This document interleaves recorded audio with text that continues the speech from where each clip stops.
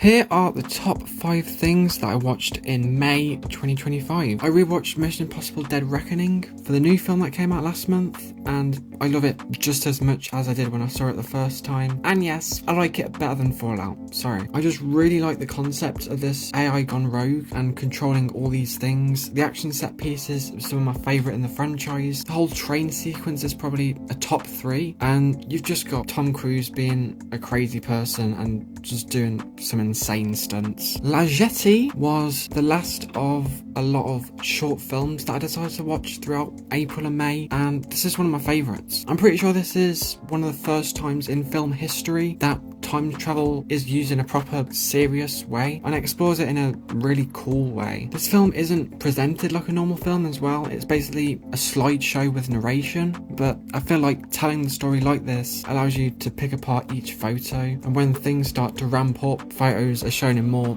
quick succession. There's a really great twist in here as well that I don't want to spoil, but it's just one of the most unique short films that I've seen. The studio finished up last month, and this is one of the most fun seasons of television that I've seen probably. It's great that Seth Rogen basically managed to get his friends and a bunch of people from the film industry, most notably like proper directors, to star in this as themselves, and it's weirdly satisfying watching this film studio constantly mess up in the most creative of ways. Everything is shot really well as well. Most of the scenes in here are done in one take, which really immerses you in the scene, and I think anyone who's a big fan of films will find this show really funny. I rewatched Ghost Protocol as well for the new film, and this is still my favourite Mission Impossible film. This is director Brad Bird's first live action film, I'm pretty sure, coming fresh off the heels from Ratatouille and The Incredibles, and I like how this film has a kind of over the top feeling for a lot of it, but not too over the top like MI2. Similar to Dead Reckoning, there's a lot of great set pieces in here, but I think what gives this one the edge is just how they're all shot, especially the Burj Khalifa scene. Like when you see that shot going off the edge of the building, you don't forget it. I just like the story more than the other films in the franchise as well, and also